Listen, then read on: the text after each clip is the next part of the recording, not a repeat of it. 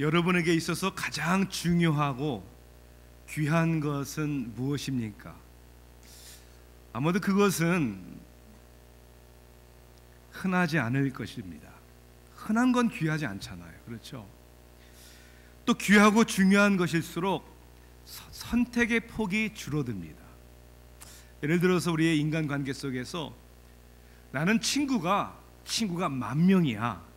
이건 말이 안 되잖아요. 아는 사람이 10,000명일 수 있어도 친구는 10,000명이 될 수가 없겠죠. 거의. 특히 친한 친구는, 베스트 프렌드는 그만큼 폭이 더 줄어듭니다. 아주 친한 친구는 몇백 명이 아니겠죠. 몇 명이겠죠. 더욱이 평생 사랑하고 함께 살아가야 할 사람은 가장 중요하고 귀하기 때문에 몇 명? 딱 한 명. 귀하고 중요할수록 선택의 폭이 줄어드는 거예요. 그렇다면 그리스도를 따르는 제자로서 우리의 삶의 가장 중요한 분은 하나님이시다. 그분이 가장 나에게 귀하다 한다면 바로 우리와 하나님의 사이에는 그 무엇도 그 누구도 존재해서는 안 되는 것입니다. 산상수훈 말씀을 우리가 공부하면서 말씀을 나누면서 그리스도를 따르는 제자도의 삶에 대한 얘기하죠. 주인이 도대체 누구냐? 하나님과 플러스 다른 어떤 것도 누구도 함께 섬길 수 없다라고 오늘 하나님의 말씀을 우리에게 주십니다. 12번째로서 오늘 본문은 6장 마태복음 6장 19절부터 24절까지의 말씀입니다. 마태복음 6장 19절부터 24절까지 제가 봉독하겠습니다. 너희를 위하여 보물을 땅에 쌓아두지 말라. 거기는 좀과 동록이 해하며 도둑이 구멍을 뚫고 도둑질 하느니라. 오직 너희를 위하여 보물을 하늘에 쌓아두라. 거기는 좀이나 동록이 해하지 못하며 도둑이 구멍을 뚫지도 못하고 도둑질도 못하느니라. 내 보물 있는 그곳에는 내 마음도 있느니라.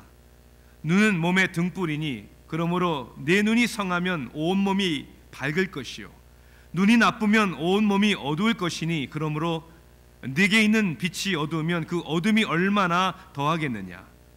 한 사람이 두 주인을 섬기지 못할 것이니 혹 이를 미워하고 저를 사랑하거나 혹 이를 중히 여기고 저를 경히 여김이라.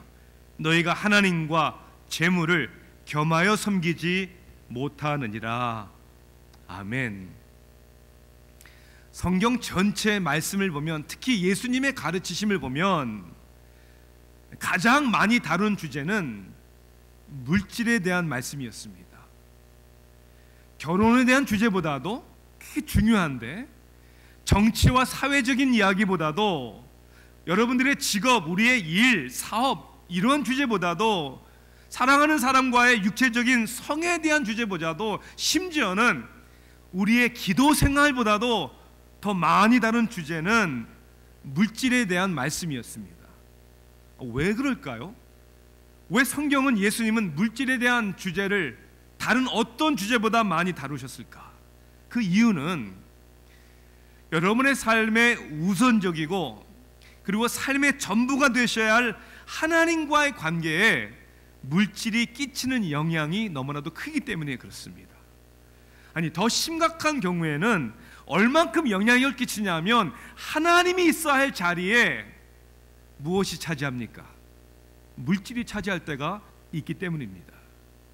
우리가 돈, 이 물질에 대하여 바르게 생각하고 그리고 우리가 자유해야 되는 이유는, 그 중요성은 몇 가지를 보니까 첫째는 가장 쉽게 물질에 대해 오해할 수 있기 때문이에요. 예수님 당시의 유대인들도 이 물질관에 대해서 오해한 게 많았습니다. 그 당시 유대인들은 이 물질이 하나님의 축복의 기준이다라고 생각을 했던 거예요. 물질을 많이 받고 누린 사람은 하나님 축복하시네. 가난하고 못 사는 사람은 하나님이 축복 안 하셨네. 이 잘못된 오해였다는 거예요. 아삽의 경우에는 시편 73편을 보면 하나님을 예배하던 자로서 자기는 하나님을 사랑하고 예배하는데 너무 삶이 경제적으로 어려워요. 그런데 악인, 즉 하나님을 믿지 않는 사람들 가운데는 너무나 잘 사는, 편안하게 사는 사람을 보며 자기의 신앙이 미끄러질 뻔했다, 실족할 뻔했다라고 이렇게 고백을 했습니다. 또한 유대인들은 물질은 하나님에 대한 순종의 보상이다, 이렇게 또 오해했다는 거예요. 자, 순종하는 이유가 내가 순종하면, 이렇게 말씀대로 살면, 이렇게 신앙생활하면 하나님이 그 대가로 우리를 편하게 해주시거나 물질적으로 채워주실 것이다. 이거는 유대인들만의 오해가 아니잖아요. 오늘날 한국 기독교가 지적받는 것 중에 하나가 뭡니까? 복음은 받아들였는데, 예수를 믿는다고는 하는데, 복음을 빌었던 우리 샤머니즘, 무속주의 신앙의 뿌리가 여전히 남아있는 기복주의 신앙에 대해서 우리가 지적을 많이 받고 있지 않습니까? 너무나 쉽게 오해할 수 있는 것이기 때문에 바른 이해가 필요하다. 또 하나는 가장 치열한 전쟁, 사랑의 전쟁이라고 할 수 있을까요? 이게 물질과 하나님 사이에 너무나도 치열한 사랑의 전쟁이 우리 가운데 일어나고 있다는 거예요. 항상 우리의 마음과 영적 전쟁의 중심에 돈과 물질이 자리 잡고 있는 것을 우리가 얼마나 많이 발견합니까? 사람이 이게 망가지거나 혹은 가정에 불화가 일어날 때 너무나도 안타깝게도 그 중심에는 이 물질의 문제가 자리 잡고 있다는 것을 우리는 많이 목격합니다. 하나님을 사랑할 것이냐, 아니면 물질을 사랑할 것이냐, 두 개 다 사랑했으면 얼마나 좋을까요? 아니요, 선택해야 된다는 거예요. 또 하나의 이유는 물질은 그냥 물질 자체가 중요한 게 아니라 그 물질이 나타나고 보여주는 우리의 내면의 세계가 있다는 거예요. 물질을 보면 그 사람의 내면의 세계를 볼 수 있다. 왜냐하면 관계, 우리의 삶의 습관, 가치관, 이 모든 것들이 물질과 연관되어 있기 때문에 그렇습니다. 그 사람의 가치관이죠. 무엇이 중요하고 정말 무엇을 사랑하느냐가 물질에 나타납니다. 그래서 오늘 21절에 뭐라고 되어 있죠? 예수님이 이렇게 말씀하셨죠. 네 보물 있는 곳에, 그곳에는 내 마음도 있느니라.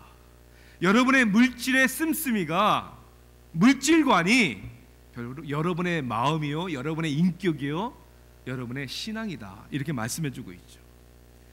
이 물질에 대해서 예수님은 오늘 결론적으로 우리에게 이렇게 단호하게 말씀하십니다. 너희가 하나님과 재물을 겸하여 섬기지 못하느니라.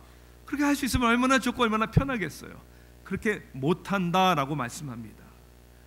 우리가 열심히 일하고 소득을 얻고 필요한 것을 사고 혹은 미래를 위해, 가족을 위해 저축하고 준비하는 것이 문제라고 오늘 이야기하는 것이 아닙니다.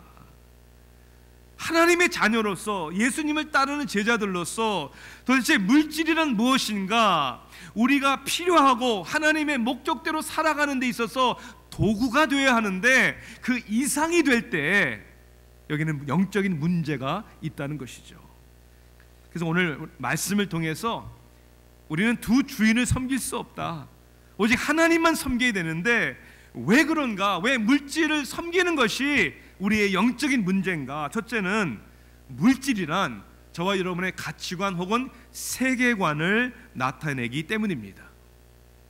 나에게 무엇이 중요한가, 내가 신뢰하는 것이 무엇인가, 물질이 그것을 보여준다는 것이죠. 우리 성경에는 하나님과 재물을 겸하여 섬기지 못하니라, 재물이라고 번역을 했는데 영어 NIV는 money, 돈이라고 번역을 했죠. NASB 성경은 wealth, 부라고 번역을 했습니다. 킹 제임스 버전에는 mammon이라고 했어요. mammon. 이거는 헬라어에서 직접 딴 단어예요.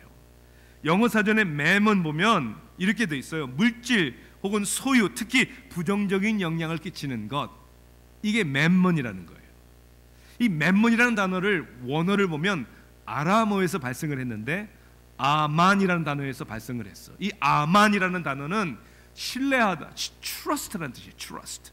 그런데 이 아만이라는 단어의 앞에다가 m자를 붙이면 문법적으로 실명사가 되는 거예요. 다시 얘기하자면 신뢰, trust의 원어에 m자가 붙으니까 신뢰하는 것, 내가 믿는 것, 것이 되는 거예요.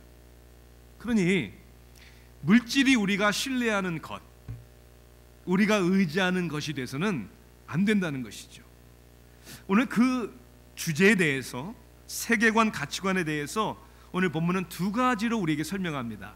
하나는 우리 마음에 대해서 설명을 하고, 하나는 또 우리의 보는 눈에 대해서 설명. 그러니까 마음이 어디 있느냐, 그것이 우리의 물질이 어디 있느냐에 나타난다는 거예요. 땅에 있느냐, 하늘나라에 있느냐.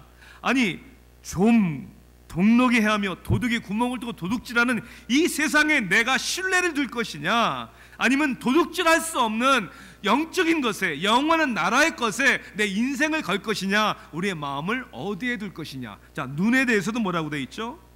뭐라고 돼 있냐면, 눈이 성하면, 그렇게 돼 있어요. 눈이 나쁘면 여러분의 시력을 묻고 있는 게 아니에요. 지금 우리가 무엇을 바라보냐, 무엇을 생각하느냐, 그것이 병들면 다 병들 수밖에 없다는 거예요. 세계관이라는 단어를 사전을 찾아보니까 이렇게 정의를 했어요.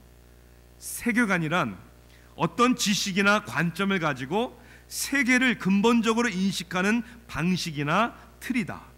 세계관은 자연, 철학, 즉 근본적이고 실존적이며 규범적인 원리와 함께 주제, 가치, 감정 및 윤리가 포함되어 있다. 그러니까 내가 어떤 생각을 가지고 있느냐, 내가 어떻게 바라보느냐는 이 가치관이 여러분의 삶의 모든 영역을 뭐예요? 다 주장하고 다스린다는 거예요.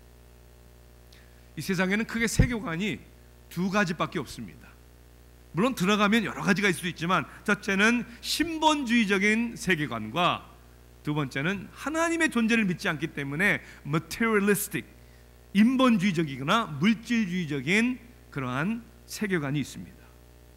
특히 우리가 오늘 주제로 물질에 대하여, 돈에 대하여, 부에 대해서 예수님이 말씀하시는데, 이 물질을 어떻게 바라보는 세계관을 가지고 있느냐. 자, 세속적인 세계관은 물질을 어떻게 봅니까? 이렇게 보잖아요. 물질은 나의 삶의 안정과 보장을 갖다 준다, security, 이렇게 보잖아요. 두 번째는 자신의 가치와 존재감. 그러니까 소유에 따라서 자신의 가치와 존재감을 세우는 거예요. 특히 한국 사람들은 이 물질에 관하여 비교의식 가운데 자신의 만족과 가치관을 찾으려고 하는 사람들이 너무나 많은 것 같아요. 그러니까 남이 하면 나도 해야 되고, 남이 가지고 있으면 나도 가져야 하고, 다 하는데 내가 없으면, 나는 안 하면 마치 나는 부족하고 모자라는 사람처럼 그런 생각이 들고, 이게 세속주의적인 가치관 속에서의 자기의 가치와 존재감을 발견하는 사람입니다. 저는 뭐 세일스맨을 이렇게 해본 적은 없는데, 한국 사람들에게 물건을 파는 기발한 아이디어는 이거예요. 이렇게 얘기하면, 아유, 이 동네 사람이 다 샀는데, 이 한마디 하면 되는 거예요.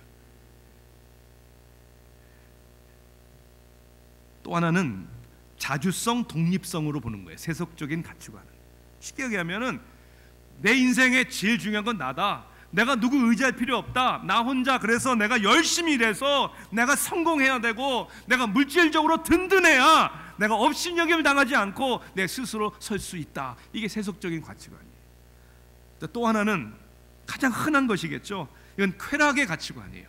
왜 물질이 중요하냐? 왜 물질을 추구하며 사냐? 그래야 좋은 것 먹고 마시고 입으니까, 남이 가진 것보다 더 좋은 것 가져야 되니까, 남의 집보다 더 평수가 커야 되고, 브랜드네임 해야 되고, 누가 가지면 나도 그거 가질 수 있어 라고 해야 되는 그러한 낮은 자존감에서 나오는 인생의 쾌락을 즐기려고 하는 것. 그런데 성경적인 물질과는 다르다는 거예요. 아니, 달라야죠. 그러면 성경적인 물질과는 뭐냐? 크게 세 가지를 볼 수 있는 거예요. 첫째는 왜 물질을 우리는 필요시 하는 거냐? 자신과 가족의 필요를 누리기 위해서 있는 것이다. 그렇잖아요. 지붕이 있는 집이 있어야 되고, 옷이 있어야 되고, 먹을 음식이 있어야 할 필요가 있죠. 그런데 이건 욕심은 아니란 말이에요. 두 번째는 왜 물질이 필요한가? 다른 사람들, 즉 가족이나 믿음의 가족을 돕기 위해서 물질이 필요하다. 사도행전 2장을 보니까 예루살렘 교회 성도들은 너무나 사랑했잖아요. 너무 하나였잖아요. 그래서 자기 물건을 자기 것이라고 하지 않고 또 필요한 사람이 있으면 어떻게까지 했다고요? 자기의 물건을 팔아서라도 이것이 내게 하나님이 주신 소유권의 중요한 것이다. 필요한 사람이 있으면 이거 내 거라고 고집 안 부리고 언제든지 나눠줄 수 있다. 이게 성경적인 가치관. 끝으로 세 번째는 복음과 하나님의 나라를 위해 섬기고 헌신하기 위해서 우리가 그런 물질관을 바라보는 눈이 있어야 된다는 것이죠. 어떻게 보면 이 가치관, 세계관의 문제는 얼마나 많은 소득을 하느냐, 갖느냐가 아니라 어떻게 사용하느냐에 달려있는 것 같아요. 그런데 오늘 본문은 우리에게 세속적인 물질관이 얼마나 어리석다는 것을 말씀해주고 있습니다. 왜 어리석습니까? 왜 의지할 수 없습니까? 첫째는 안정과 보장이 없다는 거예요. 그렇죠? 오늘 본문의 19절에 뭐라고 돼 있죠? 땅에 보물을 쌓아두지 말아라. 왜요? 좀과 동록이 해하며 도둑이 구멍을 뚫고 도둑질하느니라. 우리가 그것이 안정이고 보장이라고 할 수 없는 이유가 뭐냐면 없어질 수 있거든요. 저는 이 옷에 대해서 잘 몰라요. 색깔도 잘 못 맞춰요. 그래서 제 아내가 사줘야 되고 맞춰줘야 되고. 근데 제가 한 가지 아는 거 있어요. 보니까 이 스웨터 가운데 보니까 비싼 거는 캐시미어더라고요. 캐시미어. 그리고 또 한 가지 알아요. 저희들 옷장에 뭐 한두 가지 캐시미어 옷이 있었는데 좀이 가장 잘 먹는 게 캐시미어더라고요. 어떻게 그렇게 비싼 것만 골라 먹는지. 아무리 좋은 거 비싼 거도 좀 먹어서 구멍 뻥 나니까 기분 나빠서 안 입고 싶더라고요. 이게 우리 인생의 현실 아닙니까? 다 내 건 줄 알았는데, 다 내 소유물인 줄 알았는데 언제 내게 없어요. 아니 우리의 건강도, 우리의 나이도 여러분 영원합니까? 여러분 우리가 보장할 수 있는 게, 개런티할 수 있는 게 있습니까? 없잖아요. 또 하나의 문제가 뭐냐? 안정과 보장이 없기도 하지만 만족과 행복을 주지도 못한다는 거예요. 그렇죠? 여러분 물질에 대한 소유의 욕심이 있다는 게 무슨 뜻이에요? 내가 더 좋은 것, 더 많은 것을, 최신식을 가지고 싶다는 마음은 뭐냐면 I'm not happy, 나 행복하지 않구나, 나 만족하지 않구나, 그런 뜻 아닙니까? 미국의 갑부였던 록펠러, 그의 말년에 기자가 인터뷰를 했어요. 인터뷰를 하는 가운데 이렇게 질문을 합니다. 이제까지 당신이 이룬 업적이 어마어마하고 당신이 쌓은 부를 죽을 때까지 써도 못 쓸 텐데 한 가지 물어보겠습니다. 사람이 얼만큼이면 충분하다고 생각하십니까? How much is enough? 록펠러가 이렇게 대답을 했대요. Just little more. 조금 더, 조금 더, 매상도 조금 더, 조금 더, 소득도 조금 더. 그 조금 더가 우리의 삶에 만족과 행복을 줄 수 있다라고 생각하는 것이 하나님을 배제한 세속주의적인 물질관이라는 겁니다. 그 욕심을 버리지 않는 한 우리는 행복할 수 없습니다. 하나님을 섬기는 저와 여러분의 삶 속에 우리의 행복을 추구하는 것이 아니라 지금 우리 삶 속에, 우리 관계 속에, 여러분의 가정 속에서 발견할 수 있기를 주님의 이름으로 축원합니다. 자, 또 하나는 물질은 우리의 세계관을 드러내기도 하지만 더 중요한 사랑의 관계를 드러냅니다. 두 주인을 섬길 수 없다라고 말씀하신 예수님께서 한쪽을 사랑하면 다른 한쪽을 미워할 수밖에 없는 것이고, 하나를 중히 여기면 또 다른 것은 경히 여겨야 하는 것이죠. 두 개가 다 중요할 수 없는 거예요. 이건 사랑의 관계에서 가능하지 않습니다. 돈이 필요하지만 그것이 가장 중요한 게 아니에요. 여기서 예수님이 미워하느니라 한 것은 감정적인 미움을 얘기하는 거예요. 우리가 돈을 싫어해야 된다 그런 뜻이 아니에요. 중요하지 않다, 나의 삶을 좌지우지하는 것이 돈이 아니다, 나는 돈의 노예가 아니다, 이것을 선언하는 것이죠. 우리가 다 가질 수 없고 하나를 선택해야 할 때 하나를 미워할 수밖에 없는 것이죠. 저희 아버님은 미국 호텔업계에서 오래 일을 하셨어요. 그리고 장남인 저에게 아버님이 기대했던 것은 호텔 경영학을 공부해서 그 업계에서 일하는 것이었습니다. 고등학교 때부터 저는 호텔에서 일을 했어요. 여러 가지 일을 많이 했는데도 호텔에서 일을 했어요. 저도 생각할 때 아버님의 경험이 있으시고 커넥션도 계시고 나도 이 업계에서 일을 하면 참 좋겠다 생각을 했는데, 이제 고등학교를 졸업할 때가 되어서 기도하지 않을 수밖에 없었어요. 왜? 내가 만난 예수님께 기도하면서 하나님, 제가 어떻게 무엇을 어떤 공부를 통해 하나님께 영광을 돌려야 합니까? 고등학교를 졸업하는 청소년이 저에게 하나님은 신학교에 가서 주의 종이 될 것을 부르셨습니다. 그래서 아버님에게 말씀을 드렸죠. 저 신학교 가서 목사 되어야 합니다. 저희 아버님이 하신 말씀 딱 한마디밖에 없으셨어요. 꼭 그렇게 해야만 되니? 그 한마디. 여러분, 말을 많이 안 할수록 부담이 되는 거 아시죠? 네. 저의 육신의 아버지의 뜻과 저희 하늘 아버지의 뜻은 달랐습니다. 두 가지를 다 붙들고 선택할 수는 없는 노릇이었습니다. 하나를 선택하자면 다른 하나는 포기해야 하는 것이었습니다. 저를 사랑해 주시고 또 제가 사랑하고 존경하는 아버지에게는 정말 죄송스럽고 가슴이 아프지만 하늘 아버지의 뜻을 따르기 위해서는 육신의 아버지의 뜻을 거절해야 하는, 미워할 수밖에 없는 것이죠. 다행이고 감사했던 것은 저희 아버님의 신앙이 성숙하셨기 때문에 아쉬웠겠죠, 아버님도. 그러나 하늘 아버지의 뜻을 따라가겠다는 아들을 포기하셨고, 당신도 하나님을 사랑하셨기 때문에 하나님을 사랑하시는 길을 선택하셨다는 것이죠. 부족하지만, 연약한 사람들이지만 이것이 하나님을 사랑하는 사람들의 선택입니다. 결혼한 부부의 관계에서도 서로를 배려하고 생각하지 않고 내 마음대로 시간과 물질을 사용할 수 없습니다. 하물며 하나님과의 사랑의 관계 속에서 우리의 시간과 물질을 내가 필요한 대로, 내가 느끼는 대로, 내 마음 내키는 대로 마음대로 할 수 없는 것입니다. 적어도 그건 사랑의 관계가 아니에요.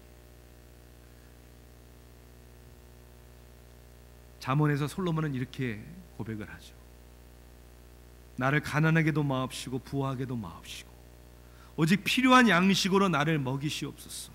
혹 내가 배불러서 하나님을 모른다, 여호와가 누구냐 할까 하오며 혹 내가 가난하여 도둑질하고 내 하나님의 이름을 욕되게 할까 두려워함이니이다. 적어도 하나님을 사랑하는 사람들은 내가 하나님을 잊어버릴까 두려워해야 되는 것이고, 내가 사랑하는 하나님 앞에 그 이름을 더럽힐까 봐 두려워하는 그런 관계가 돼야죠. 예레미야 9장 23절에 이렇게 고백합니다. 여호와께서 이와 같이 말씀하시되 지혜로운 자는 그의 지혜를 자랑하지 말라, 용사는 그의 용맹을 자랑하지 말라, 부자는 그의 부함을 자랑하지 말라. 하나님이 우리 인생의 전부라면 하나님이 우리의 자랑이 되어야 되겠죠. 에스겔서 28장 5절에는 네 큰 지혜와 내 무역으로 재물을 더하고 그 재물을 말미암아 내 마음이 교만하였도다. 큰 지혜를 하나님이 주셨는데, 노력해서 열심히 무역으로 재물을 더했는데 그 재물로 말미암아 하나님 앞에 교만해진다면 이건 하나님의 관계가 깨진 거죠. 욥기에서 이렇게 얘기하죠. 31장 24절에 내가 만일 내 소망을 금에다 두고 순금에게 너는 내 의뢰하는 바라 하였다면 이건 사랑의 관계가 아니라는 거예요. 여러분의 의지와 여러분의 소망은 무엇입니까? 무엇이 중요합니까? 사랑의 관계 속에서는 이 고백을 해야 된다는 거예요. 저희 집사람 집안에 목사님 한 분이 계세요. 예전에 이런 고백을 하시는데 저 마음에 굉장히 와닿았어요. 목사님은 양복을 목회자를 입죠. 목사님 새벽에도 이제 양복을 입고 교회 와서 이제 기도를 하시는데 세탁소에 이제 쫙 깨끗하게 딱 주름이 쫙쫙 진 양복을 딱 이제 기도하려면 이제 무릎 꿇고 기도를 해야 되는데 늘 신경이 써지더라는 거예요. 무릎을 꿇으니까 무릎이 해질까봐 또 옷이 구겨질까봐 자꾸만 신경이 써지면서 자기가 무릎 꿇고 기도를 안 하더라는 거예요. 옷 구겨질까 봐, 헤어질까 봐. 어느 날 하나님의 마음에 그런 마음에 책망을 주시더라는 거예요. 야, 네 바지 옷 구겨지는 게 중요하냐? 너 나 앞에 기도하는 게 중요하냐? 여러분, 구겨지면 세탁소에 또 맡기면 되잖아요. 하나님 앞에, 적어도 하나님과의 관계를 고민하는 사람들은 내가 어떻게 마음의 태도를 가지고 행동을 하고 내 삶의 시간과 물질을 사용할 것이냐. 저는 적용하면서 이 말씀을 우리가 근거로 해서 우리 여러분의 신앙생활에 가장 신앙인으로서, 제자로서 가져야 할 기본적인 두 가지 습관과 훈련에 대해서 저는 언급하지 않을 수밖에 없습니다. 첫째는 뭐예요? 예배. 주일 성수 예배를 드리는 것. 이것이 얼마나 중요한데, 혹 여러분은 시간에 쫓기지 않습니까? 다른 분주한 일 때문에 하나님 앞에 예배드리는 일을, 거룩한 안식일을 지키는 일을 등한시하고 있지는 않습니까? 여러분, 이건 시간의 우선순위의 문제가 아니라 신앙의 문제예요. 신앙의 노력해야 되는 거예요. 갈등해야 되는 거예요. 그런 상황과 처지가 아니라면 하나님 이 상황과 처지도 바꾸어 주세요라고 기도할 수 있는 사람이 돼야 되는 것이죠. 전 또 하나는 온전한 헌금 생활이라고 믿습니다. 네, 성경이 얘기하고 있어요. 물질에 대해서 가장 많이 얘기하고 있기 때문에. 저는 여러분들이 어떻게 헌금 생활하는지 몰라요. 때로는 장로님들 가운데 이렇게 얘기하시는 분들이 있어요. 일리가 있죠. 목사님 아셔야 됩니다. 그래야 누구 성도님을 위해서 기도할 수 있죠. 그런 것도 일리가 있는데, 하지만 이제까지 저 몰라요. 사실은 알고 싶지 않아요. 왜요? 시험 들 것 같아서요. 정말이에요. 또한 저는 목회자가 교회 재정이 어떻게 쓰여지느냐에 깊이 관여해서는 안 된다고 저는 확실히 믿습니다. 목회자는 말씀을 가르치는 사람이죠. 하나님의 진리를 선포해야 되는 것이죠. 그래서 저는 지금 담대하게 하나님과의 사랑의 관계 속에서 여러분들에게 묻고 싶습니다. 여러분, 그리스도를 따르는 제자입니까? 교회의 한 일원이십니까? 교회에 오셔서 혜택을 받고 은혜를 받고 교회 일원이 됐는데, 여러분이 하나님 앞에 적어도 드림에 대하여 고민하지도 않고 갈등하지도 않으신다면 이것은 물질의 문제가 아니고 여러분의 하트, 마음의 문제요, 신앙의 문제입니다. 크게 부담이 된다면 작게라도 시작하십시오. 믿음으로 하나님 앞에 한 걸음을 디뎌보십시오. 하나님이 여러분에게 얼마나 기쁨을 주시는지, 그리고 받는 것보다 드리고 섬기는 것이 얼마나 아름답고 축복인지. 우리가 성수주의를 지키고 온전한 11조 생활을 하는 것은 두 가지의 신앙 고백입니다. 첫째는 나는 시간과 물질의 노예가 아닙니다. 정복하고 다스리라고 그랬잖아요. 끌려다니면 안 되잖아요. 우선순위가 뭔지를 알아야 되잖아요. 두 번째는 나는 하나님을 사랑합니다. 교회를 사랑합니다. 영혼을 사랑합니다. 복음이 땅끝까지 증거되는 일을 나는 사랑하고 나는 헌신하겠습니다. 우리의 신앙 고백이 담겨져 있는 줄 믿습니다. 끝으로는 물질은 우리의 세계관, 가치관만이 아니라 사랑의 관계만이 아니라 삶의 사명을 나타내기 때문에 중요합니다. 나의 가치관은 돈이 아닙니다. 나는 돈을 사랑하지 않습니다라고 아무리 얘기해도 어떻게 합니까? 무엇으로 증명합니까? 그것은 내 중심적인 삶을 사느냐 아니면 사명자적인 삶을 사느냐, 여기에 달려있는 것이죠. 사랑하는 성도 여러분, 인생의 목적은 부자가 되는 것이 돼서는 안 됩니다. 오히려 부요한 삶을 사는 것이 되어야 합니다. 어떻게 부유한 삶을 살까요? 섬김의 삶이 부유한 삶입니다. 그러니 오늘 우리의 인생의 최대의 관점은 How much you make, 여러분이 얼마나 버느냐에 있지 않고요, How much you have, 얼마나 소유하느냐에 있지도 않아요. 거꾸로 How much you serve, 얼마나 섬기느냐, 그리고 How much you give, 얼마나 나누느냐, 베푸느냐, 축복의 통로가 되느냐, 거기 있다는 거예요. 부유한 사람이 어떤 사람입니까? 감사와 기쁨으로 베푸는 사람들이 부유한 사람들입니다. 얼마 전에 저희가 이제 노회에서 이제 허리케인 때문에 피해 입은 분들을 위해서 우리가 교단을 통해 특별 헌금을 해서 드렸죠. 그렇죠? 우리 교회도 굉장히 열심히 정말 많은 분들이 헌신을 하셨어요. 이제 우리 교회 장로님이 노회 회계 장로님이셨기 때문에 이제 각 교회가 이제 헌금한 구제 헌금을 이제 보내잖아요. 근데 그거를 이제 또 정리해서 각 교회가 얼마해서 토틀 이래서 지난주에 교단에 체크를 보내드렸어요. 제가 물론 이제 모든 교회가 다 동참하진 않았어요. 왜? 또 다른 방법으로 구제 동참한 그러한 경우도 있기 때문에. 근데 제가 깜짝 놀랐어요. 왜냐하면 이제 구제 헌금을 보낸 교회들 가운데 저 시골에 있는 교회예요. 우리 노회에 있는 교회인데 시골에 있는 교회고 교회의 크기나 그런 교회를 볼 때 글쎄요, 그냥 대략 우리 교회의 3분의 1, 4분의 1 정도의. 내가 깜짝 놀란 것은 구제 헌금을 우리 교회보다 더 많이 했어요.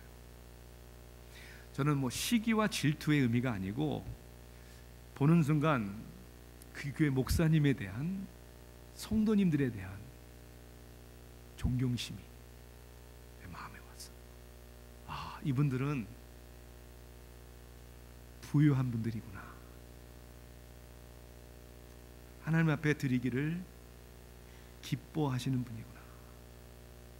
두 주인을 섬길 수 없다라는 표현에는 결국 우리의 삶과 우리의 물질이 섬기는 데 쓰여져야 한다, 그런 의미가 담겨 있지 않습니까?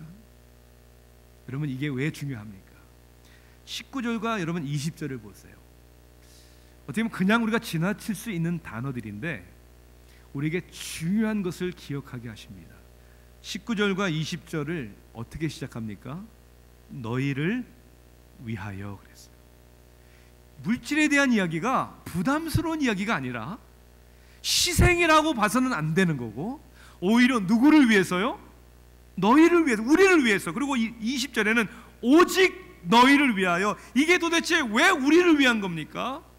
물질을 섬기지 말아야 하고 마음이 너그러운 데 써야 되고 섬기고 희생해야 되는 삶이 왜 우리를 위한 것입니까?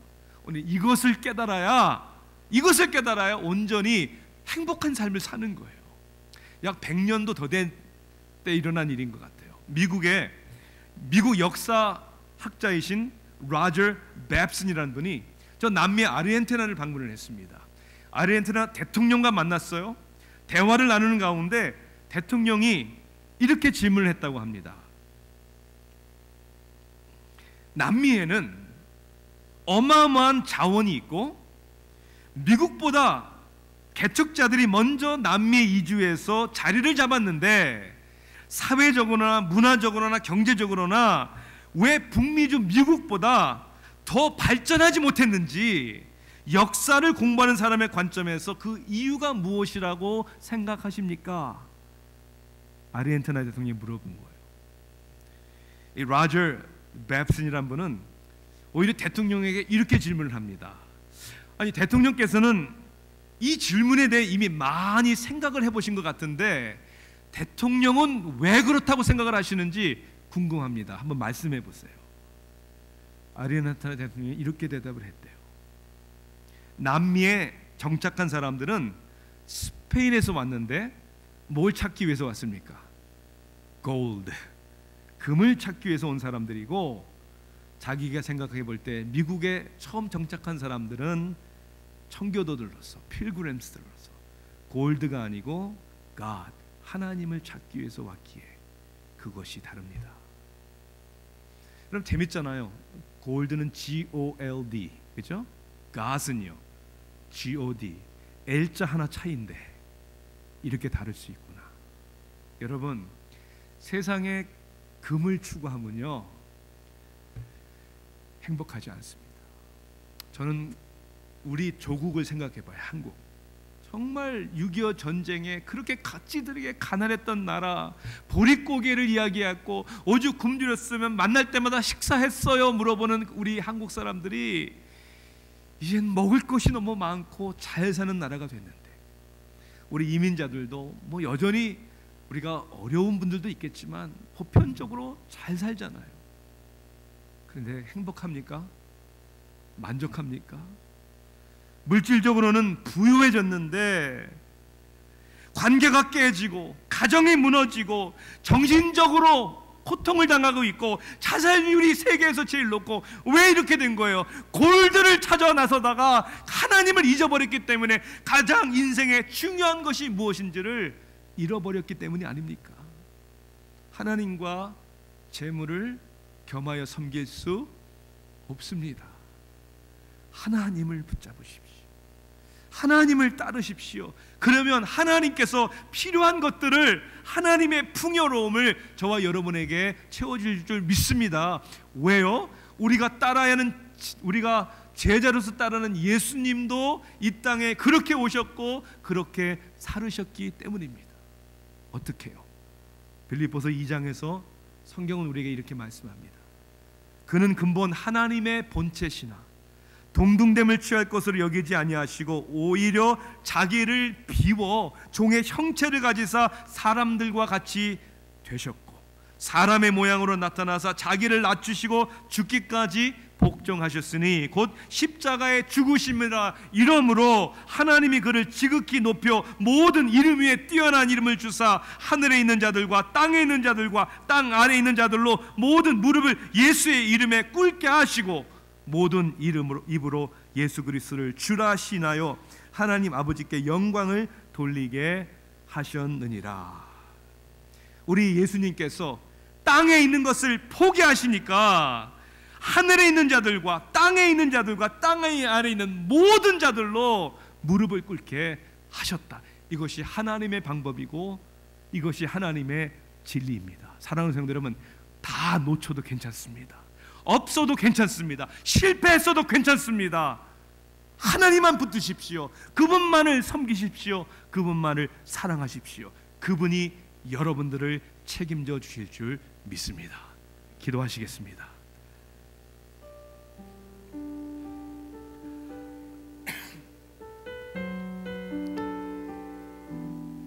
하나님, 우리가 얼마나 이 세상을 살면서 사기를 당하고 속아봤습니까? 아니, 때로는 우리 스스로가 얼마나 많이 속았습니까? 지금도 우리의 삶을 돌아보면 분주하게 열심히 살고는 있지만, 많은 소득을 얻어봤지만 우리에게 주어진 것이 별로 없는, 너무나도 연약한 우리들의 인생, 어리석은 우리의 인생임을 고백합니다. 오늘 우리에게 주신 하나님의 말씀 그대로 하나님을 중히 여기고 하나님만을 섬기게 하옵소서. 먼저 그의 나라와 의를 구하는 자들에게 모든 것을 더해 주시는 하나님의 은혜를, 축복을 누리게 하옵소서. 예수님의 이름으로 기도하옵나이다. 아멘.